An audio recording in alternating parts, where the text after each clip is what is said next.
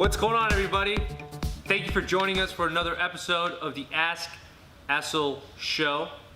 This is episode 2. Yeah. Back again with Thomas, who's going casual for us this Friday.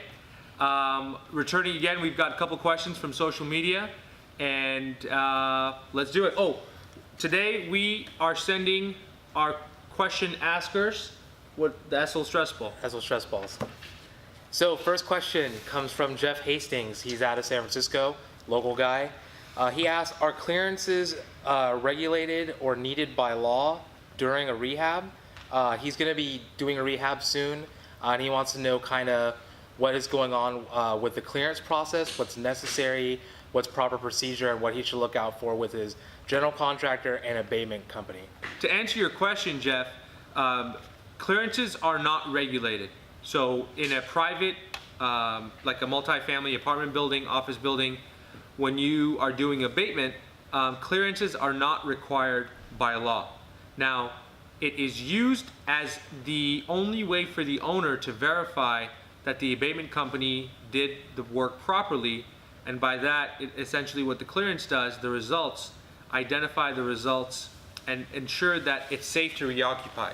So if you're doing abatement in a multifamily and apartment building or an office building, the clearance results, the air sampling results, are a way to show that the concentrations inside of the unit of the building, or the work area essentially, is safe enough to reoccupy. And the results are generally based on what's called a HERA. And a HERA is used in schools. But private industry has adopted those similar standards for clearances, and as a result, even though it's not required by law, clearances are done, I would say, 99.9% of the time.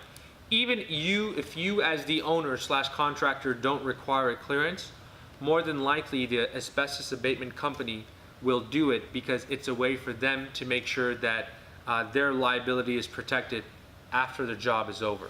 The real question that the clearance answers is essentially not necessarily the day after, but 3-6 months down the road. If someone were to say, I feel sick, it's from this abatement or whatever else that took place, your clearance record is a way to show that it was safe for them to reoccupy after the work was done. Great question, Jeff. And just to kind of add on, it's a fairly common occurrence. So it's something that isn't kind of out of the ordinary. Typically, most people do this. So, right. Like I said, thank you, Jeff. You know what? Well, let me just add on a couple things to that. So now, since we're talking about asbestos clearances, let me just touch on a little bit about the options in asbestos clearance.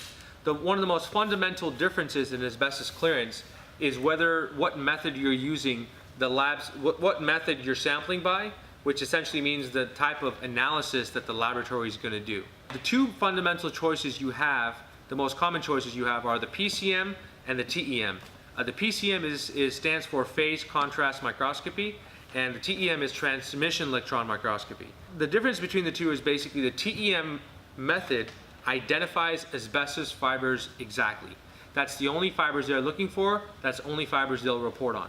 Now the phase contrast microscopy, the PCM, is a method that identifies structures in general that fall within a certain size criteria.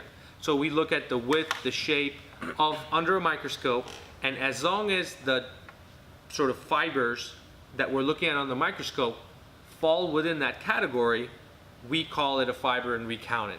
So what generally happens is if you're working in a very dusty environment or environment where other construction work is taking place, a lot of times your samples may exceed the clearance criteria and result in a fail. Now, what that generally means is the fail means that the abatement contractor should come back and re-clean and resample again. But with the phase contrast microscopy, the PCM method, one of the sort of disadvantages is that you won't know whether or not it failed because of dust or it failed because of asbestos. And as a result, you're left to either run a secondary analysis by TEM after or re-clean and resample. Now, with TEM, the good thing is that the analyst is looking for asbestos fibers only, and your results are based on that.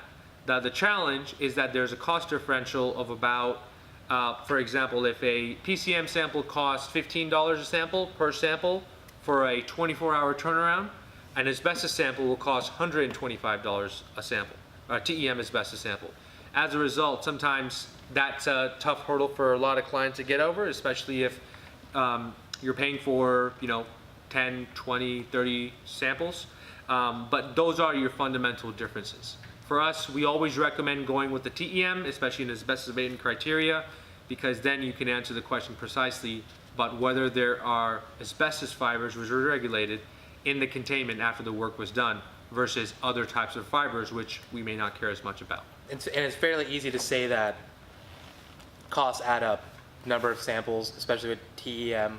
Absolutely. And then, you don't get an accurate depiction sometimes with PCM because you can fail PCM, but then pass TEM. And so that's something to keep in mind. And then what are the levels of a fail and a pass, maybe just to throw that in? Yeah, so for TEM, it's 70 structures per millimeter squared. That's based on the Hare criteria. And for PCM, it's 0.01 fibers per cc.